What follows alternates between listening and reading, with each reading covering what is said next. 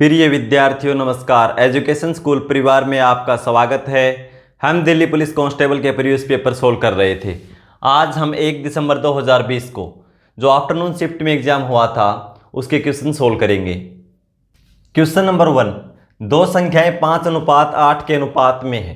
यदि पहली संख्या में से 15 घटाया जाता है और दूसरी संख्या में 18 जोड़ दिया जाता है तो अनुपात 1:3 हो जाता है। दोनों संख्याओं के बीच कितना अंतर है? भी देखो, प्रारंभ में क्या बता रखा है, 5:8। दो संख्याओं के बीच अनुपात ये है। पहली संख्या में से 15 घटाया जाता है, पहली ये है, इसमें से 15 घटाएंगे और दूसरी में क्या करेंगे, 18 जोड़ेंगे तो अनुपात क्या हो जाता है, 1:3। ये सब दे रखा है, ठीक है। तो दोनों संख्याओं के बीच अंतर पूछा है कितना है, तो क्या करेंगे, देखो पहले जो अनुपात यानी रेशियो होंगे क्रॉस गुणा कर दो आपस में, इनकी कर दो गुणा और इनकी आपस में कर दो। 3 × 5 15 और 1 × 8 8। दोनों का अंतर करेंगे तो 7, यानी अंतर कितना है, अनुपात 7।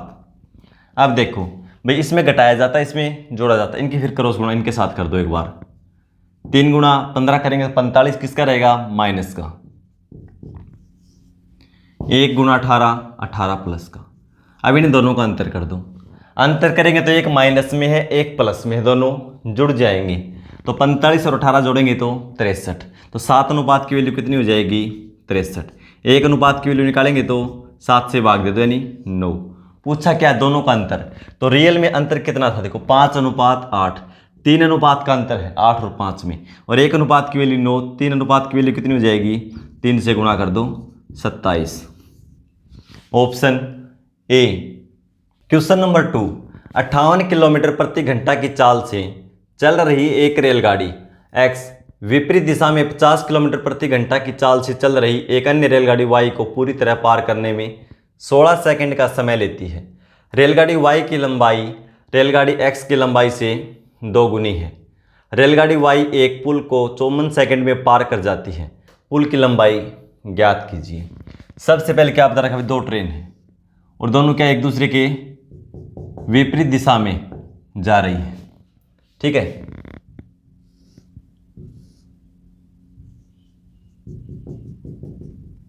एक मान लो इस दिशा में जा रही है, इसकी चाल कितनी है, 58 किलोमीटर प्रति घंटा। 58 किलोमीटर प्रति घंटा। और रेलगाड़ी मान ली हमने एक्स, दूसरी रेलगाड़ी ये है वाई और इसकी चाल क्या है, 50 किलोमीटर प्रति घंटा। और एक दूसरे को पार करने में कितना समय लेती है, 16 सेकंड। भाई एक दूसरे को पार करेंगे तो क्या है, ये खुद की लंबाई को ही पार करेंगे। दोनों ट्रेन की लंबाई की दूरी के बराबर वो यात्रा तय करेंगी। तो देखो चाल हमारे पास है, जब एक दूसरे के विपरीत दिशा में हो चाल तो चाल आपस में जुड़ जाती है। तो चाल कितनी हो जाएगी, 58 और 50 जोड़ेंगे तो 108 किलोमीटर प्रति घंटा। समय दे रखा हमारे पास, तो क्या आप दूरी निकाल लेंगे, चाल गुणा समय। लेकिन चाल क्या है, किलोमीटर प्रति घंटा में, समय सेकंड में है, तो इसको भी मीटर पर सेकंड में बदलेंगे। तो कैसे बदलेंगे, 5/18 से गुणा कर देंगे। ऐसा क्यों करते हैं, तो ये हम बेसिक से पहले पढ़ चुके हैं जब हमने सिलेबस पढ़ा था। भाई 1 किलोमीटर में 1000 मीटर और 1 घंटे में 3600 सेकंड, 3600 सेकंड। तो कैंसिल करेंगे तो 5/18 ही बचता है, ठीक है। ये हो गई चाल, और समय कितना है, 16 सेकंड। तो चाल गुणा समय। अब 18 से 6 बार में कैंसिल, 6 × 5 30, 16 × 3 48, यानी 480 मीटर। 480 मीटर दूरी है, तय की उन्होंने 16 सेकंड में। और दूरी कौन सी तय की है, दोनों रेलगाड़ी की लंबाई के बराबर, यानी यहाँ से यहाँ दोनों की लंबाई कितनी, टोटल 480 किलोमीटर। फिर क्या बता रखा है, एक्स और वाई की लंबाई का अनुपात बता रखा है। रेलगाड़ी वाई की लंबाई रेलगाड़ी एक्स की लंबाई से 2 गुनी है। ये 1 है तो ये कितनी है, 2। तो 2 और 1 3, 3 की वैल्यू कितनी है, 480। 1 की वैल्यू कितनी हो जाएगी, 3 से भाग दे दो, 160। निकालना क्या हमें। फिर आगे पूछा है रेलगाड़ी वाई, तो वाई की निकाल लो, 2 से गुणा कर देंगे, यहीं पे 2 से गुणा कर दो। भाई 1 अनुपात की वैल्यू कितनी हो जाएगी, 3 से भाग कर दिया और वाई का मान है 2, 2 से गुणा कर दो। 320 मीटर। अब आगे क्वेश्चन और चल रहा है। आगे क्या बता दिया, रेलगाड़ी वाई एक पुल को 54 सेकंड में पार कर जाती है। समय दे रखा है 54 सेकंड। पुल की लंबाई ज्ञात कीजिए। तो कौन सी रेल है ये, वाई। वाई की चाल क्या, 50 किलोमीटर प्रति घंटा। चाल हमारे पास है मीटर पर सेकंड में बदलेंगे, 5/18, ये हो गई चाल मीटर पर सेकंड। और समय पुल को पार करने में 54 सेकंड, तो 54 से गुणा कर दो। अब ये दूरी तय करेगी खुद की लंबाई प्लस पुल की लंबाई तय करेगी। 18 से 3 बार में कैंसिल, 5 × 3 15 × 5 75, 750 मीटर दूरी तय करेगी। 750 मीटर ट्रेन की प्लस पुल की, दोनों की है। ट्रेन की हमें पता है कितनी, 320 मीटर, तो 320 घटा दो, पुल की लंबाई आ जाएगी। कितनी आ जाएगी, 430 metre. Option B. Question number 3, किसी लंबवर्तीय बेलन के वक्रपृष्ठ का क्षेत्रफल 1144 सेंटीमीटर स्क्वायर और इसकी ऊंचाई 14 सेंटीमीटर है। बेलन का आयतन कितना होगा। मान ले कि पाई 22/7। भाई पाई का मान 22/7 हमें लेना है। क्या दे रखा, वक्रपृष्ठीय क्षेत्रफल। तो बेलन का वक्रपृष्ठीय क्षेत्रफल क्या होता है, 2πRh। 2πRh हमें निकालना आयतन। तो आयतन के लिए क्या चाहिए हमें, त्रिज्या और ऊंचाई। लेकिन ऊंचाई हमारे पास है, तो पहले क्या निकालना होगा, बेलन की त्रिज्या। 2 पाई का मान 22/7 r और h का मान क्या रहेगा, ऊंचाई 14 सेंटीमीटर। बेलन का वक्रपृष्ठीय क्षेत्रफल का फॉर्मूला लगा दिया हमने। और क्या दे रखा है, 1144 सेंटीमीटर स्क्वायर। अब देखो 7 से कैंसिल करेंगे 2 बार में, 22 से कर दो, 22 से 5 बार में 110, बचेगा 4, 2 बार में 44, यानी 52 बार में कैंसिल हो जाएगा। 2 × 2 4, 4 से कैंसिल करेंगे तो 13 बार में। तो त्रिज्या कितनी आ गई, आर का मान 13 सेंटीमीटर। अब क्या है, बेलन का आयतन निकालना। आयतन क्या हो जाएगा, πr² h। पाई का मान 22/7 r स्क्वायर। आर का मान कितना है हमारा 13, क्यों इधर तो आर ही बचा है ना, और इधर 13, r स्क्वायर यानी 169 हो जाएगा 13 स्क्वायर h। ऊंचाई कितनी है 14। इसको सोल्व कर दो, 7 से कैंसिल करेंगे 2 बार में, 169 × 2, इसको एक बार 170 मान लो। 170 को 2 से गुणा करेंगे 340, 2 घटा दो, कितना बचेगा 338, और 22 से गुणा कर दो। 22 × 8 176, बचेगा 17, 22 × 66 और 17 83, 8, 22 × 66 और 8 74। आयतन है तो क्या हो जाएगा, घन सेंटीमीटर, 7436 घन centimetre. Option C. Question number 4, 15 संख्याओं का औसत 23.4 है। इन 15 संख्याओं में से प्रारंभिक 9 संख्याओं का औसत 25 और अंतिम 7 संख्याओं का औसत 22.5 है। यदि 9वीं संख्या निकाल दी जाए तो बची हुई संख्याओं का औसत कितना होगा। दशमलव के एक स्थान तक बताना है भाई, ठीक है। तो सबसे पहले हम 15 संख्याओं का योग निकाल लेंगे। 15 संख्याओं का योग, 15 संख्याओं का योग। तो योग कैसे निकालते हैं, कुल संख्या गुणा औसत। कुल संख्या 15 है, औसत कितना है 23.4। तो इसको 15 से हम गुणा कर देंगे। 15 × 4 60, 6 45 और 6 51, 5 30 और 5 35। एक अंक के बाद दशमलव लगा दो, दशमलव दाईं तरफ से लगता है भाई, यानी कितना आया 351। 15 संख्याओं का योग 351 है। तो इसमें क्या बता दिया, प्रारंभिक 9 संख्याओं का औसत 25। तो प्रारंभिक 9 संख्याओं का योग कितना हो जाएगा, प्रारंभिक 9 संख्याओं का योग, प्रारंभ लिख लेना भाई आप। तो देखो औसत कितना है 25, तो 25 × 9 करेंगे तो 225। और ये प्रारंभ 9 का और ये अंतिम 7 का योग, अंतिम 7 का योग। औसत कितना दे रखा है अंतिम 7 का 22.5। तो 7 से गुणा कर दो, ठीक है। वैसे करना चाहो तो वैसे कर सकते हो भाई। 22 की टेबल आपको याद है, तो 22 का 132, 22 7 154, 154 तो ये हो गया, और 0.5 को 7 से गुणा करेंगे 3.5 ये हो जाएगा, कितना हो जाएगा 157.5। अब ये देखो, प्रारंभ 9 का, ये अंतिम 9 का, टोटल कितना, 9 और 7 16 संख्याएं होगी। संख्याएं हमारे पास कितनी थी, 15। लेकिन इसमें क्या हुआ, 9वीं संख्या दोनों साइड से काउंट हो गई। इधर से काउंट करते आए 9 तक आए, फिर लास्ट से लगे 15 14 13 12 11 10 9, उधर से काउंट हो गए। 9वीं संख्या 2 बार काउंट कर लिया हमने। तो क्या करेंगे, इसको जोड़ दो, 16 संख्याओं का योग है। जोड़ेंगे, देखो यहाँ दशमलव लगा सकते हो आप, कोई दिक्कत नहीं है। 5 2 8 और 3, 382.5 योग है कितने का, 16 संख्याओं का। प्रारंभ 9, अंतिम 7। तो देखो ये कितने का है, 15 का।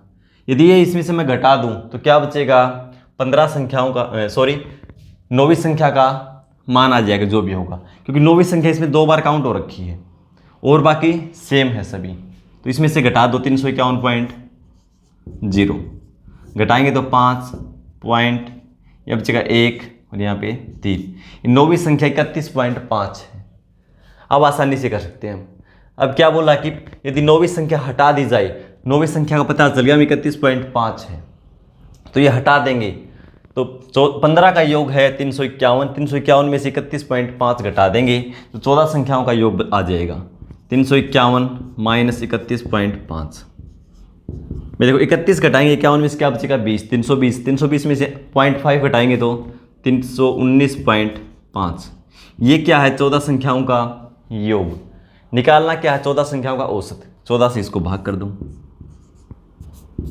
2 बार में 28 बचेगा 3, 2 बार में 28 बचेगा 11, फिर दशमलव लगाएंगे, 8 बार में 112, ठीक है, बचेगा 3। लेकिन एक अंक तक पूछा दशमलव के, आगे 0 आ जाएगी। 2 बार में जाएगा 28, तो ये अंक सेम रहेगा। अगला अंक 5 या 5 से ज़्यादा होती है, अंक बढ़ा देते हैं हम, ठीक है। लेकिन क्या आएगा 22.8, ऑप्शन ए। क्वेश्चन नंबर 5, 15% वार्षिक ब्याज दर पर एक धनराशि का 2 वर्ष के लिए चक्रवृद्धि ब्याज 5,958 रुपये है, जिसमें ब्याज हर 8 माह पर चक्रवृद्धि किया जाता है। यदि ब्याज वार्षिक आधार पर चक्रवृद्धि ब्याज किया जाए तो वही धनराशि उतने समय में उसी ब्याज दर पर कितनी हो जाएगी। तो सबसे पहले क्या करेंगे, देखो क्या दे रखा है, रेट 15%, तो हमें मूलधन निकालना होगा क्योंकि हमारे पास ब्याज भी है और दर भी है और समय भी है। तो मूलधन यानी प्रिंसिपल निकाल लेंगे। दर क्या है 15% और समय कितना है 2 वर्ष, 2 वर्ष यानी 24 महीने। फिर ब्याज कैसे भाई भुगतान किया जाता है 8 माह पर, तो 24 को 8 से भाग देंगे तो कितनी किस्त बनेगी, देखो ब्याज 3 बार, ब्याज का भुगतान 3 बार किया जाना 2 साल में, ठीक है, 2 साल में 3 बार यानी 3/2 हो गया समय का। तो दर क्या हो जाएगी 2/3 कर दो, 3 से 5, दर कितनी लेंगे 10%, क्योंकि 15% कब थी, 15% वार्षिक थी, लेकिन हम ब्याज की गणना 8 महीने पर कर रहे हैं।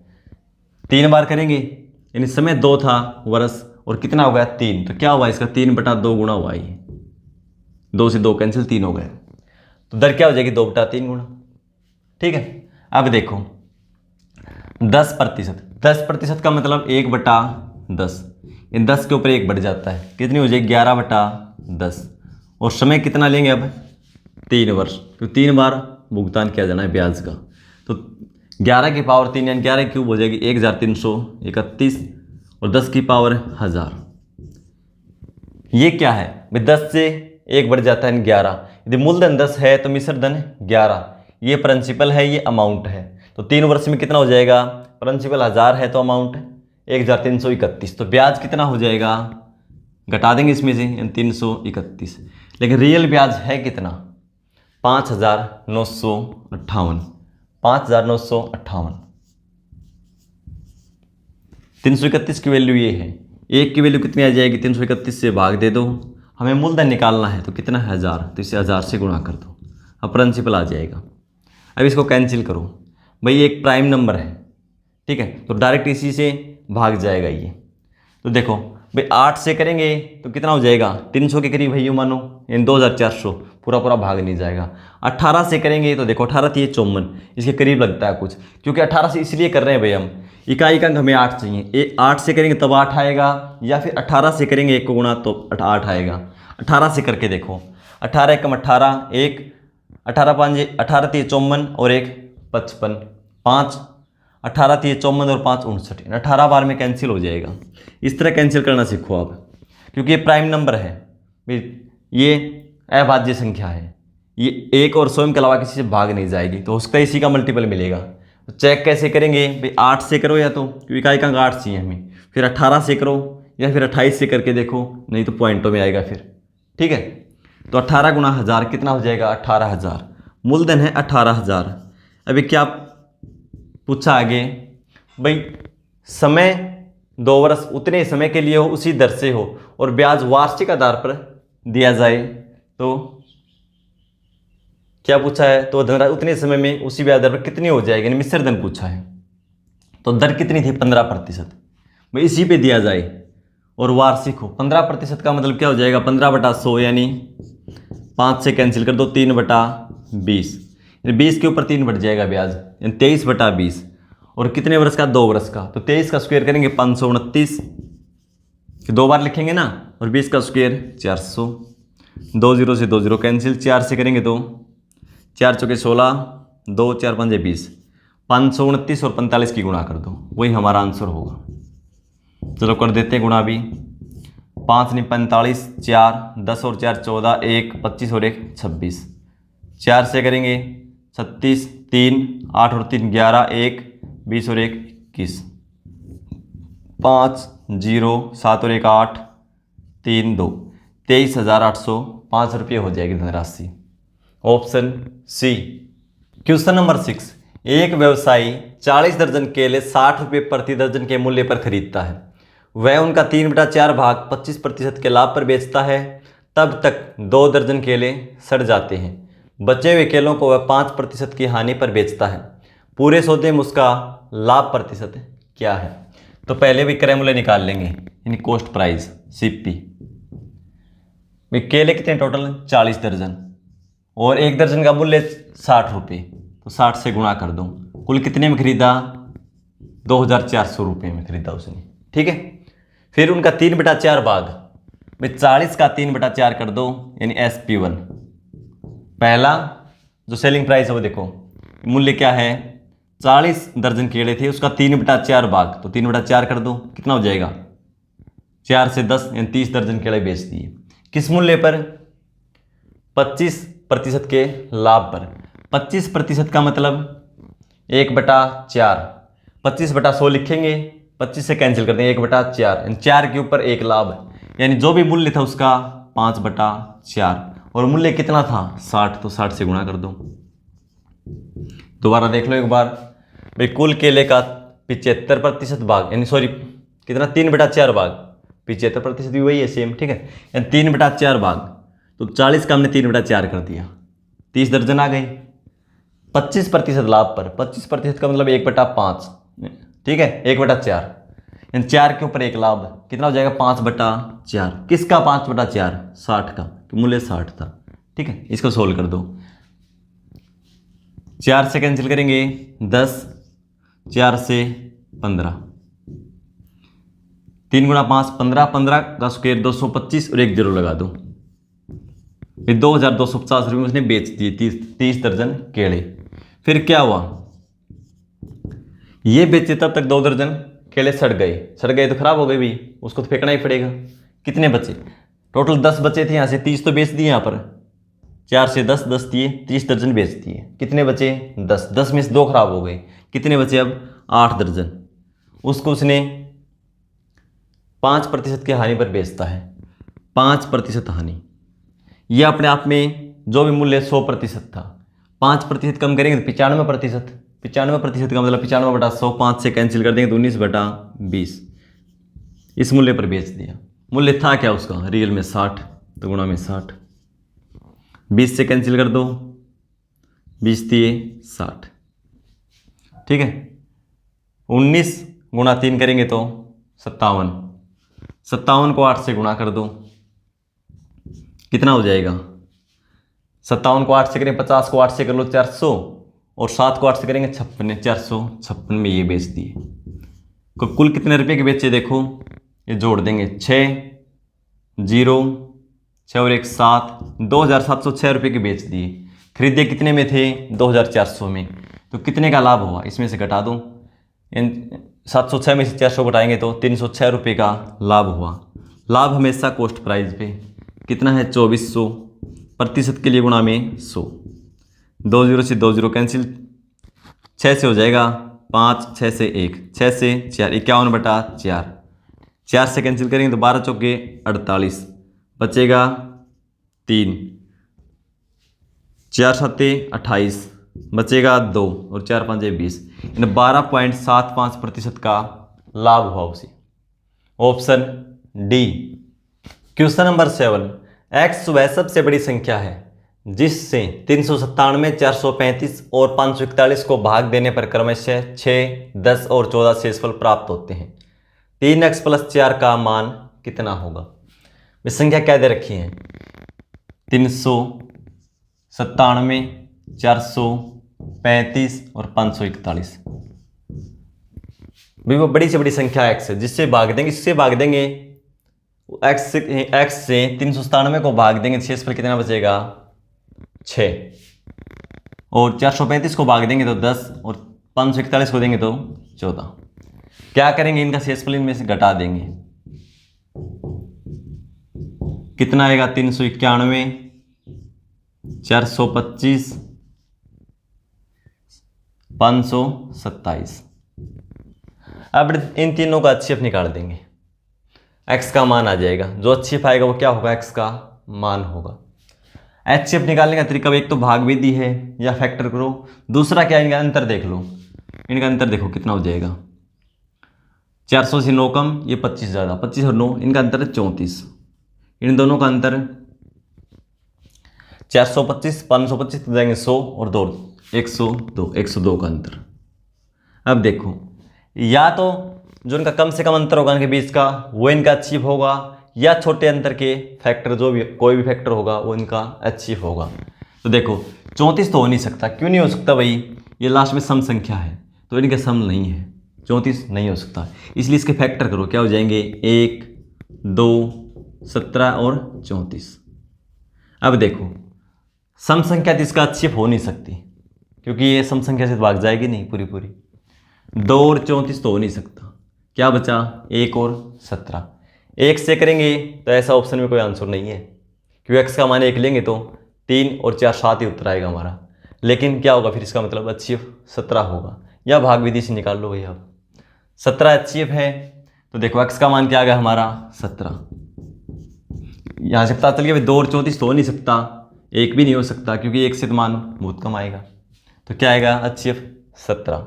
अब देखो 3x + 4, 3, x का मान क्या है? 17 + 4, 17 × 3 51, 51 और 4 क्या हो जाएगा? 55 हमारा आंसर हो जाएगा। Option B. क्वेश्चन नंबर 8, तेल के मूल्य में 20% की कमी से एक व्यक्ति 4500 रुपये में 15 लीटर तेल अधिक तेल खरीद पाता है। तेल का प्रारंभिक मूल्य प्रति लीटर कितना है? वे देखो मूल्य और ये क्या है? वस्तु। क्या होता है? 20% कमी। 20% का मतलब क्या हो जाएगा भाई? 20/100 यानी 1/5, यानी 5 के ऊपर 1 कम हो गया। मूल्य पहले कितना था? 5, अब कितना हो गया? 4। लिखना चाहो लिख सकते हो, यहाँ पे पहले लिख लो या वास्तविक लिख लो। वास्तविक लिख लो आप, तो वास्तविक तो ये था ना भाई, बाद में कम हुआ। ये वास्तविक था और ये वर्तमान है। 5 से 4 हो गया, क्योंकि 20% कम हुआ। 20% का मतलब 1/5, यानी 5 के ऊपर 1 कम। पहले 5 था तब 4। अब देखो रुपये जितने पहले थे उतने ही अब है, तो क्या होगा? वस्तु का अनुपात मूल्य के अनुपात के विपरीत हो जाएगा। कितना हो जाएगा? 4:5। ऐसा क्यों होता है? तो देखो भाई, पहले 5 रुपये थे, मूल्य क्या था? 5 रुपये, तो वस्तु कम मिलती थी। अब मूल्य कम हो गया तो वस्तु ज़्यादा मिलेगी। 5 गुणा 4 20, 4 गुणा 5 20, रुपये बराबर हैं। अब देखो वस्तु कितनी मिली, 4 से 5 कितनी मिली अनुपात में, 1 बढ़ गई। पहले 4 मिलती थी तो अब 5, और 1 अनुपात की वैल्यू कितनी दे रखी है, रियल में बढ़ा हुई 15 लीटर तेल, यानी 15 लीटर तेल उसको अधिक मिलता है। इसका मतलब क्या हुआ, 1 अनुपात की वैल्यू 15 है, ठीक है, 1 अनुपात की वैल्यू 15 लीटर है। तो पहले कितना मिलता था, देखो 15 गुणा 4 60 लीटर तेल मिलता था पहले, ठीक है। और पहले रुपए कितने थे, 4500, तो इसको 60 से भाग कर दो, 0 से 0, 6 से करेंगे तो 6 सत्ते 42, बचेगा 3, 6 5 30, यानी पहले मूल्य था 75 रुपये प्रति लीटर। एक तरीका तो ये है। दूसरा देखो भी, देखो 4500 रुपये थे कुल उसके पास, तेल के मूल्य में हो गई 20% कमी, यानी 1/5 की कमी हो गई, तो 1/5 रुपये हमारे पास बचेंगे यदि हम उतना ही तेल खरीदेंगे तो इसका 1/5 कर दो, 5 से 9 बार में, यानी कितना आएगा 900, यानी हमारे पास 900 रुपये बच जाएंगे। 900 रुपये कब बच जाएंगे, अब के मूल्य में बच जाएंगे, और जितना तेल पहले खरीदते थे उतना तेल खरीद लेंगे, फिर भी कितना 900 रुपये बच जाएंगे। लेकिन वो क्या करता है, 900 रुपये में तेल खरीदता है कितना, 15 लीटर, 15 से भाग कर दो, यानी अब जो वर्तमान मूल्य है वो आ गया कितना, 60 रुपये प्रति लीटर। ये कब है, ये 20% कम होने के बाद। 20% का मतलब 20/100, यानी 20% कम हो गया। कोई भी मूल्य अपने आप में 100% होता है भाई, 20% कम कर देंगे तो 80%। 80% का मतलब 4/5, कम तो 20% हुआ ना, 4/5, और 4/5 की कीमत क्या है, 60, और 1 की कीमत निकालेंगे तो संख्या पलट जाएगी, 5/4, 15 गुणा 5 75 रुपये प्रति लीटर। दोनों ही तरीके ठीक है, ठीक है। Option C. क्वेश्चन नंबर 9, एक वृत्ताकार बाग की परिधि 253 मीटर है, 8 रुपये प्रति वर्ग मीटर की दर से उसे समतल करवाने की लागत क्या होगी, और पाई का मान क्या लेना, 22/7। इस क्वेश्चन को सोल्व करके आंसर कमेंट बॉक्स में लिखेंगे। मिलते हैं अगली क्लास में, धन्यवाद।